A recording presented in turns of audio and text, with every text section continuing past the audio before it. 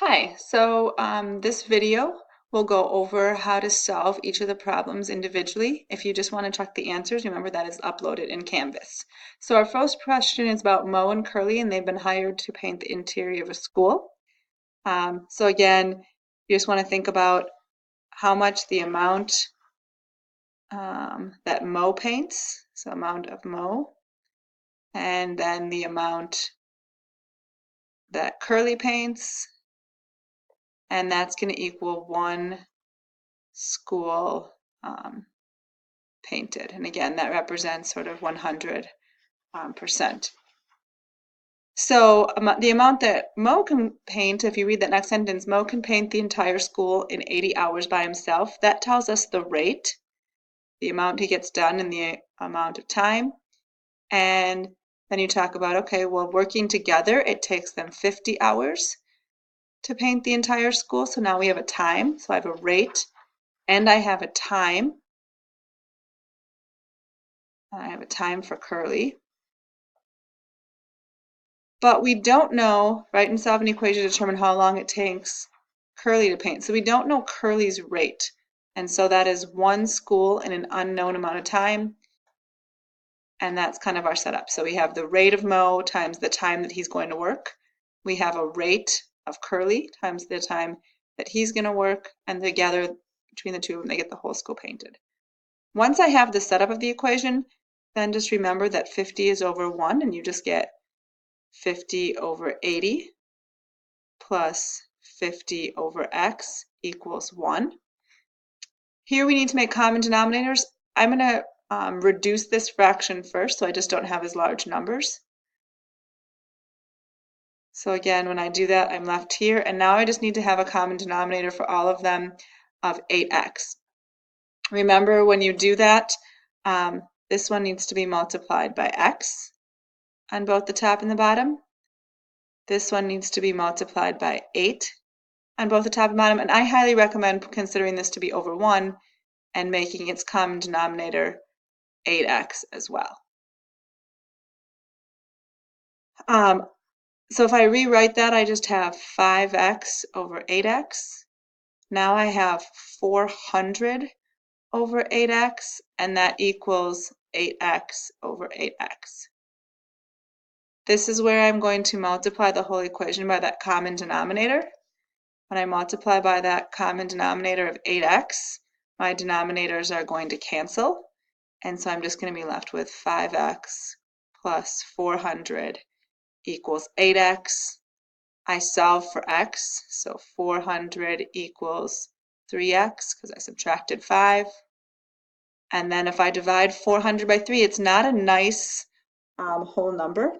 It turns out to be 133.3 repeating. And that's crazy because that's how long it's going to take Curly to do the whole school by himself. So it's going to take Curly 133.3 hours. And again, if you think about that in terms of days, 24 hours in a day, it's going to take him more than a day. It took them over 2 days or around 2 days to do it together. It's going to take him a lot longer. So that's how you do question number 1. So this is question number 2. We're talking about Trey, and he buys a 500 milliliter bottle of rubbing alcohol, and they talk about that the bottle contains a solution of 70% alcohol and 30% water. In all honesty, you can kind of ignore the numbers about water because we've been talking about the part out of the total, and so we're going to be considering what part is alcohol out of the total amount of solution. Again, the next sentence says the instructions for his toy train set say he should use 40% alcohol, so we are going to have to dilute it. And again, you don't have to worry about kind of the 60% water. And then it says write and solve an equation to determine how much water Trey must add, again, to dilute so that he has the correct solution for cleaning the tracks. So if you remember when you're doing a concentration problem,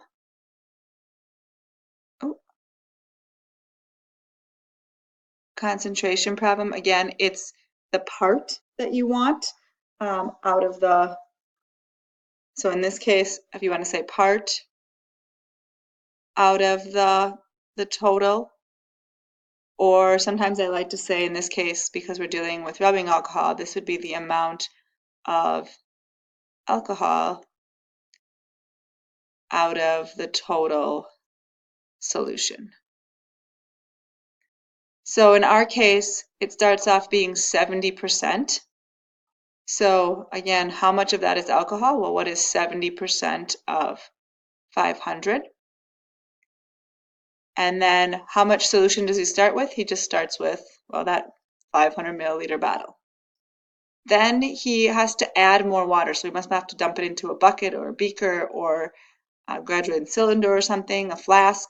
And so he has to add more water. Water is not more alcohol, it's just adding to your total solution. So what that means is you're just adding more water. This is the added water to your total. And so then this is supposed to equal 40% concentration, so that his tracks work. So there's my setup of my equation. Now I just have to simplify. So again, 70% of 500 is, I'll do it right here, 350 out of 500 plus x, which equals the 40%. And again, put it over 1. Here's a situation where you could cross multiply.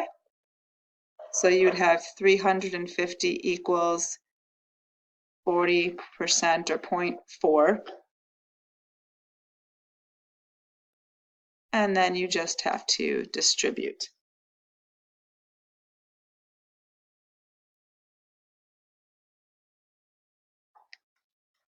Subtract your 200.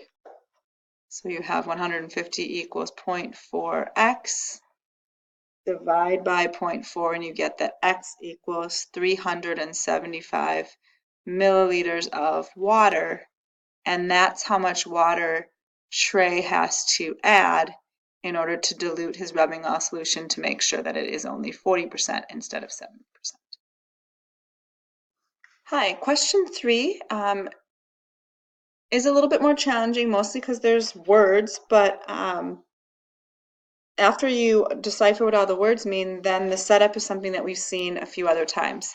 So again, when I read this question, we're talking about him traveling a distance at a certain speed, and they want to know how fast is a wind traveling. So again, the first thing that comes to mind for me is a formula that we've talked about, is that distance equals rate times time. And again, that can be manipulated. You've seen that in other classes, but I can solve for any of those pieces. I could find rate. Rate would be distance divided by time, and time would be distance divided by rate. So I'm just going to set up a table because I think sometimes it helps to organize my thoughts. So again, let's just start off with our basic one. We have our rate times our time, and it equals a distance, and then we start to consider our scenario. So it talks about how Matthew's a photographer and he's going to fly 200 miles from west to east, and there's going to be a tailwind. So as he's heading, so it says from west to east, so that would be kind of heading this direction with an eastward tailwind. And then vice versa, there's going to be a tailwind. So tailwind means that it's pushing him faster this way, but when he's, again, going back west, it's hitting him head on. So I'm going to write a line for tailwind, and I'm going to write a line for headwind.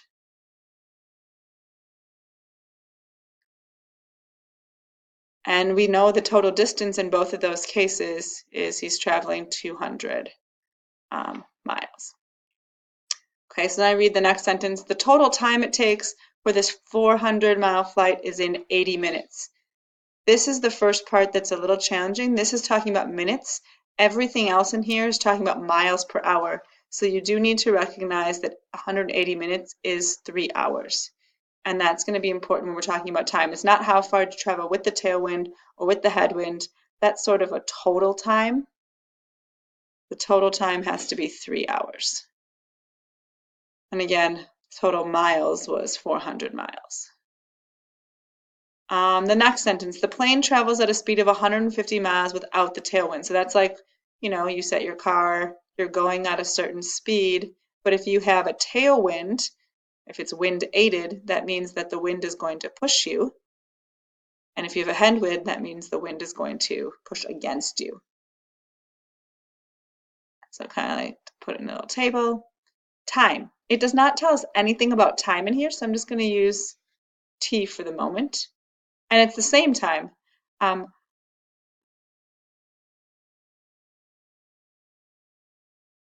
Why is it the same time? The plane is traveling again at a certain speed, and again, we're assuming that it's constant, and so we're able to kind of set that up as the same time because that's how we're going to get our rates and our distances to be similar. So as we set this up, I normally would just multiply these two together and set that equal, but that would have me multiplying a t and a w, and instead, because time is the same, or time is going to add to 3 hours, so it's sort of like time with tailwind and time with headwind, we're going to actually convert these to sort of time equations. So what I mean by that is the time with the tailwind is going to be my distance divided by my rate. The time with the headwind is going to be my distance divided by my rate, using these two pieces. And then this is where the 3 hours comes into play. These two things need to add together to equal 3.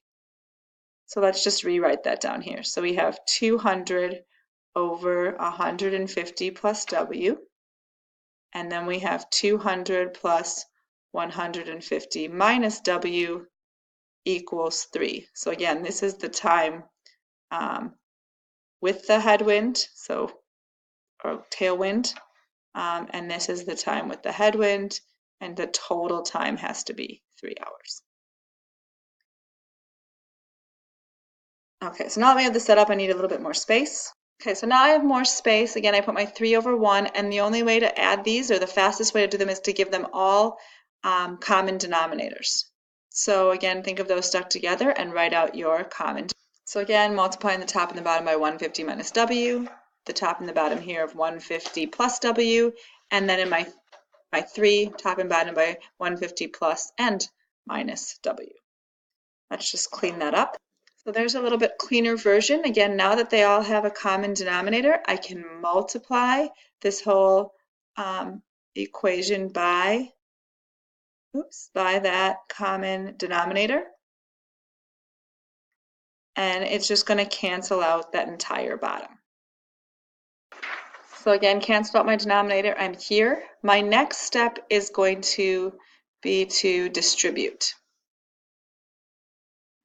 So distributed here, I did a little bit of distributing. Again, I saw that the 150W and the negative 150W cancel, so I'm left here. Now I'm going to combine like terms and distribute again. So I did that. Now I'm going to subtract that 67,500 from both sides. So I'm going to get negative 7,500 equals negative 3W squared. Then I'm going to divide both sides by 3. So I'm going to get 2,500 equals W squared, again divided by negative 3. And now I'm going to square root both sides, and W is going to equal plus or minus 50. But because we're talking about speed, only the 50 makes sense, and that's basically telling me that the miles per hour for the wind is 50 miles per hour in Matthew's situation. So once you set up the equation in the beginning, it's just getting common denominators. The rest is just solving the scenario. To see the fourth question, you'll have to hit the video part 2.